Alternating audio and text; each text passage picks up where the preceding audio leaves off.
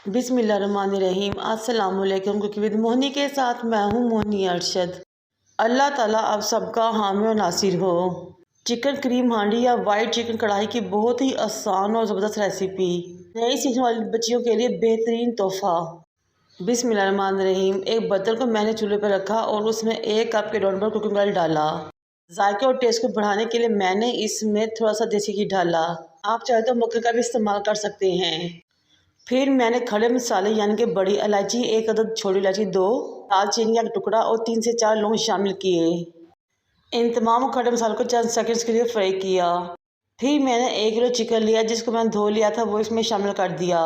Chicken को शामिल करने के बाद अच्छे तरीके से भूनेंगे, फ्राई करेंगे यहाँ तक उसका कलर चेंज हो जाए, वाइट हो जाए। इस तरह चिकन को फ्राई करना, चिकन का तमाम खून अंदर से ख़त्म हो जाता है और स्मेल भी ख़त्म हो जाती है। मैंने 10 से 12 किलो लहसुन के लिए उसको स्लाइस में काटा, उसमें शामिल कर दिया। लहसुन को भी हम 2 से 3 मिनट के लिए चिकन के साथ फ्राई करेंगे, भूनेंगे, लेकिन उसे कलर नहीं देंगे, खुशबू आने तक पकाएंगे।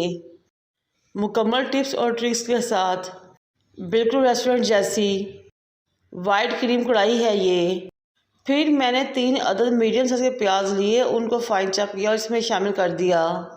प्याज को ना तो पकाना है ना ही कोई कलर देना है, बल्कि चिकन में मिक्स करना है। फिर मैंने इसमें 1 गिलास पानी डाला, इन तमाम चीज़ों को मिक्स किया, कवर करके छोड़ देंगे पकने के लिए यहाँ ताकि चिकन और प्याज गल जाए और तमाम चीज़ें अच्छे तरीके से वेल कंबाइन हो जाएं। तकरीबन 8 से 10 मिनट बाद जब कवर हटाया तो ये देखें माशाल्लाह से पानी काफ़ी ज़्यादा खुश्क हो चुका था और ये देखिए प्याज भी तकरीबन 90% तक गल चुका था।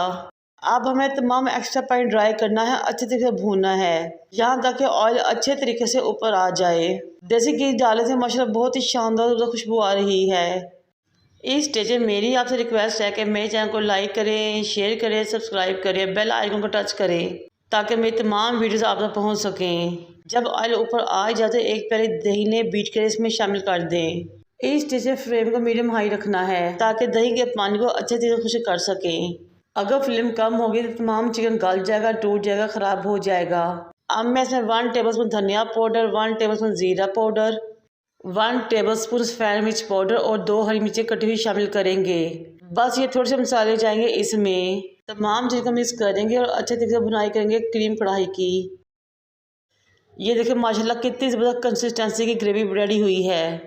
हमने इस स्टेज पे काली मिर्च नहीं डालनी, बल्कि काली मिर्च बिल्कुल एंड में डालेंगे वरना तमाम कढ़ाई काली हो जाएगी, उसका कलर ख़राब हो जाएगा। जब अच्छे तरीके से बुनाई हो जाए और ऑयल अच्छे तरीके से ऊपर आ जाए तो 2 टीस्पून काली मिर्च पाउडर शामिल करें और अच्छे तरीके से मिक्स करें। माशाल्लाह से बहुत ही शानदार ज़बरदस्त खुशबू आ रही है। अब मैं लास्ट में क्रीम शामिल करने से पहले अगेन आपको अपनी ग्रेवी की कंसिस्टेंसी चेक करवाती हूँ। देखते ही मुँह में पानी आ रहा है। अब किसी भी ब्रांड की टेट्रा पैक क्रीम लेंगे, ये मेरे पास 200 ml का पैक है। 1 किलो क्रीम कढ़ाई के लिए 100 ml बेहतरीन रहेगी। अब मैं हाफ पैकेट इसमें इस क्रीम को शामिल करूँगी, अगेन अच्छे तरीके से मिक्स करूँगी, लेकिन इस फ्लेम दम वाली होगी।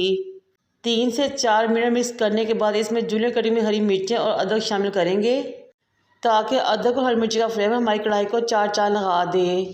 तमाम चीज़ों की मुकम्मल परफेक्ट मेजरमेंट और नाप तोल ही किसी बेहतरीन डिश की जान होते हैं और सही और फ्रेश मसालों और चीज़ों का इंतखाब भी।